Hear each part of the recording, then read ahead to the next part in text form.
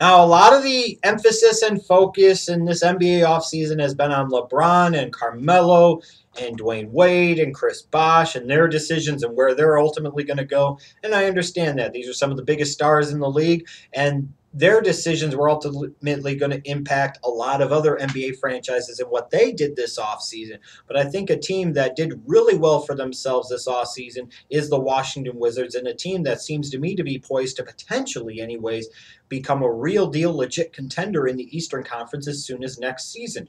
You're looking at a team that has perhaps the best young backcourt in the league. You could argue with John Wall and Bradley Beal. You've got a nice front court in place with guys like Nene and Marcin Gortat. Yes, I sat there and said that it was ridiculous they gave him $60 million over 5 years, but this is a solid NBA center, and in the short term, you could do a lot worse than Marcin Gortat starting at the 5 for your NBA franchise.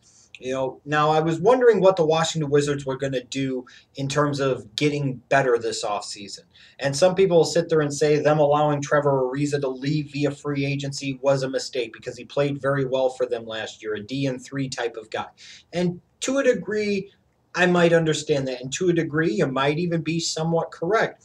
But sometimes there's that notion of addition by subtraction. And sometimes to me, the way you win as an NBA franchise is you have to learn how to win. Sometimes you have to struggle before you reach that mountaintop, before you reach that summit. And sometimes you have to go out and find that leadership. You have to go out and find that veteran presence. You have to go out and find that championship experience that you can bring into the fold to teach your other guys how to win.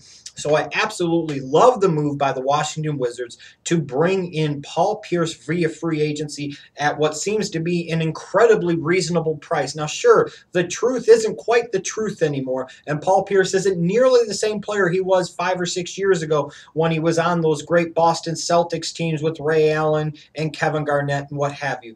But this is still a Hall of Fame player with leadership skills, with championship experience, with some good all-around play that you're bringing in for $5 million a season.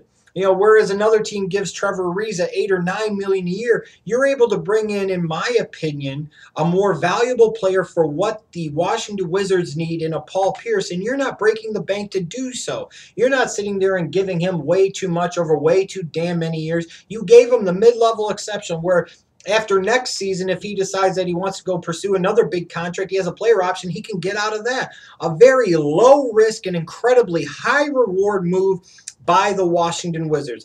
Now you take a Paul Pierce and you plug him into a lineup with Nene and with Gortat, and then a backcourt with John Wall and Bradley Beal. Now you've got a starting 5 that I think could mess with a lot of teams in the NBA, especially in the Eastern Conference. And furthermore, you're bringing in that veteran leadership, that veteran presence, that championship experience that the Washington Wizards needed, in my opinion, that Trevor Ariza frankly couldn't bring to the same degree, even with being a champion in the past. Now you've got that.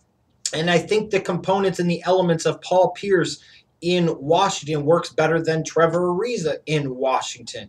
And I love this move again because it's not incredibly restrictive financially, and you're not tied down to this guy long term. And I would assume a guy like an Otto Porter Jr. will be able to learn something from being around a Paul Pierce, so you can maybe get more out of last year's number 3 overall pick.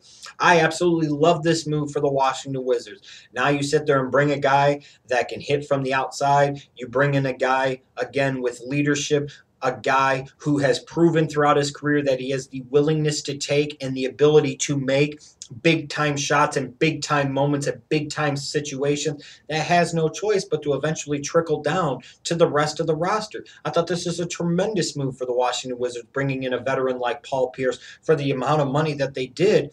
And I think it really positions them well to be legitimate contenders in the Eastern Conference next season. But I want to know from you, do you agree that they're better off having a Paul Pierce in the fold as opposed to a Trevor Ariza? Do you think a Paul Pierce gets the Washington Wizards closer to being an Eastern Conference and championship contending team? Let me know down below.